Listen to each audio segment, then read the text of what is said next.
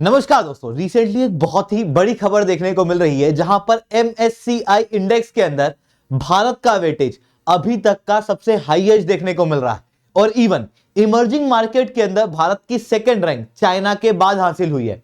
दोस्तों, ये कैसे हो रहा है, कैसे भारत आने वाले समय में टॉप होने वाला है MSCI इंडेक्स के अंदर, इन सारी चीजों के ऊपर मैं शुभेंद्र चौहान इस सेशन के अंदर चर्चा करूंगा। और उसके पहले आप लोग मेरे साथ में SRC10 टेलीग्राम ग्रुप के ऊपर जुड़ सकते हो। मेरे क्लास की अपडेट, पीपीडी, पीडीएफ सब कुछ आपको मिल जाएगा।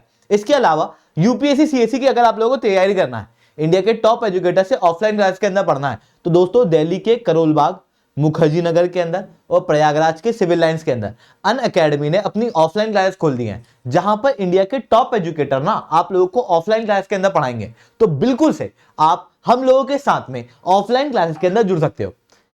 अब दोस्तों बात यह आती है कि जिस ऑफलाइन क्लास की मैं बात कर रहा हूं वो क्लासेस ऑलरेडी शुरू हो चुकी हैं। अगर आप फाउंडेशनल बैच अचीव करना चाहते हो, मतलब अगर आप 2025 के लिए तैयारी कर रहे हो, तो आप फाउंडेशनल बैच के अंदर जुड़ सकते हो। अगर आप प्रीलिम्स के लिए तैयारी कर रहे हो इस साल में, तो आप हमारे प्रीलिम्स और सीसेट के क्रैश कोर्स में जुड़ सकते हो। अगर आप मेंस की तैयारी करना चाहते हो तो आप माइंस गाइडेंस प्रोग्राम और साथ में ऑप्शनल के कोर्सेज के अंदर जुड़ सकते हो। इसके अलावा अब आप कहोगे सर इस कोर्स के अंदर जुड़ना कैसे है, तो उसको मैं वीडियो के एंड में बताऊंगा, तो बिल्कुल से इस वीडियो को बिल्कुल एंड तक देखना। चलिए दोस्तों, समझने का प्रयास करते हैं ये MSCI इंडेक्स क्या है। सबसे पहले इसके ऊपर बात करते हैं। देखो 1986 के अंदर मॉर्गन स्टैनली करके कंपनी है, आप जानते होंगे। ये जो कंपनी है इसे लाइसेंस मिलता है कैपिटल इंटरनेशनल डाटा का। ऐसी कंडीशन में इंटरनेशनल लेवल पे कई सारे देशों के अंदर जो शेयर मार्केट है उनके डाटा इसको प्राप्त होते हैं और ये एक इंडेक्स निकालना शुरू करता है। धीरे धीरे करके इंडेक्स डाइवर्सिफाई होते हैं और आज ये MSCI कई सारे इंडेक्स जो है वो निकालता है। अब इस इंडेक्स से फायदा क्या होता है, इमेजिन करना कि आप अभी इंडिया में हो, आपके पास में कई सारे देश है, फिलीपींस है, वियतनाम है, यूएस है, चाइना है। आप चाहते हो अपने पैसे को किसी और देश के अंदर इन्वेस्ट करना कि अभी आपके देश का मान लो शेयर मार्केट बहुत अच्छा नहीं चल रहा है। आप सोचोगे किसी देश में इन्वेस्ट करना है, पर आप सोचोगे किस देश में और उसकी भी किस कंपनी में, कोई मेरे को बता दे। ऐसी कंडीशन में आप किसी इंडेक्स को देखोगे, ये वही इंडेक्स है। इंटरनेशनल लेवल पे शेयर मार्केट, कैपिटल मार्केट के अंदर कितना इन्वेस्ट किया जाना चाहिए, कौन सा देश अच्छा है, कौन सा कमजोर है, कौन सी कंपनी अच्छी, कौन सी कमजोर है किस देश के अंदर, उसे यह बताता है। जैसे इसका MSCI वर्ल्ड इंडेक्स है जहां पर 1508 कंपनियां लिस्टेड हैं 23 अलग अलग डेवलप देशों की। MSCI इमर्जिंग मार्केट इंडेक्स जहां पर 24 अलग अलग इमर्जिंग मार्केट लिस्टेड हैं और उनकी भी 1440 अलग अलग कंपनीज के अंदर है। कितना कंप्रेहेंसिव इंडेक्स ही होगा।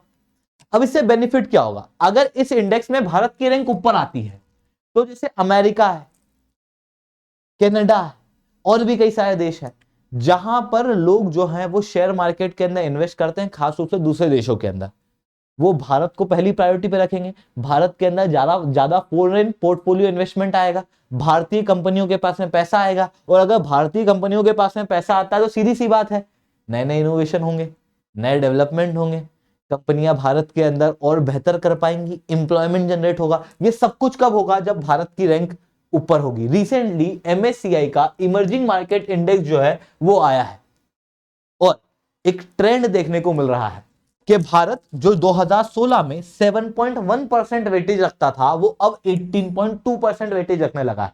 भारत का वेटेज लगातार बढ़ रहा है और ये अभी तक का सबसे हाईएस्ट वेटेज भारत ने अचीव किया है।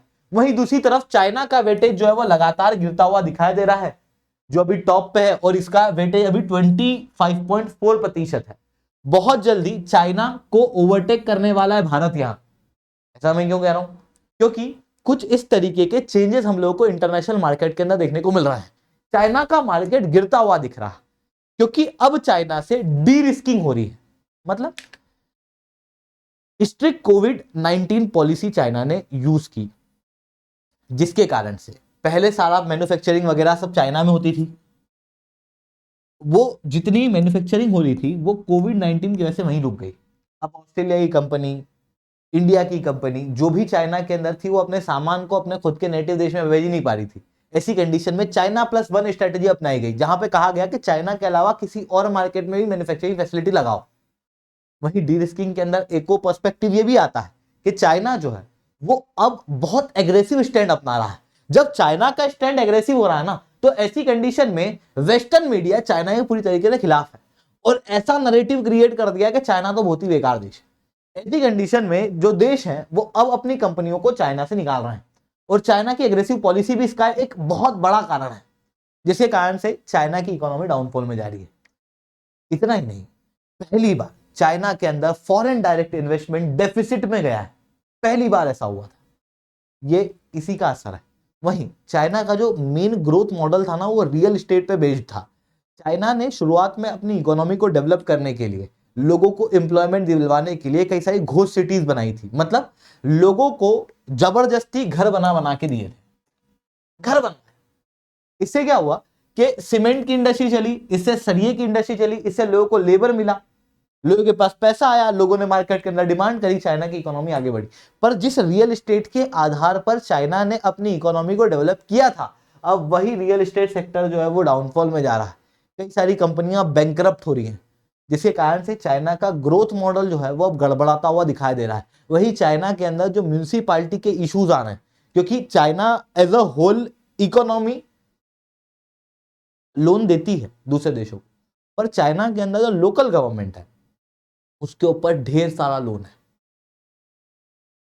और वो भी कोलैप्स होती हुई दिखाई दे रही है। ऐसी कंडीशन में जो देश हैं वो अब चाइना के अंदर इन्वेस्ट नहीं करना चाहते, लोग जो है वो चाइना के अंदर इन्वेस्ट नहीं करना चाहते, जिसके कारण से चाइना का मार्केट अब एक वोलेटाइल मार्केट हो चुका है, जिसके कारण से चाइना का जो वेटेज है वो गिरता हुआ दिख रहा है। वहीं अगर मैं भारत की बात करूं तो लगभग S&P ग्लोबल रेटिंग देख लो, आप IMF देख लो, आप वर्ल्ड बैंक देख लो, हर इंटरनेशनल ऑर्गेनाइजेशन क्या कह रही है कि 2024 और 2025 के महीने में, 25 के साल में भारत जो है वो दुनिया की सबसे तेज ग्रोइंग कंट्री होने वाली है।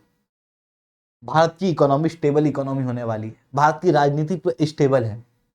जब पूरे वर्ल्ड के अंदर जियोपॉलिटिकल इश्यूज आ रहे हैं, राजनीति अनस्टेबल हो रही है, सरकारें गिर रही हैं, बन रही हैं, भारत की राजनीति स्टेबल होती हुई दिखाई दे रही है, जिसके कारण से भारत के अंदर अलग अलग देशों के लोग जो है वो इन्वेस्ट करना चाहते हैं, क्योंकि भारत के अंदर रिटर्न अच्छा है।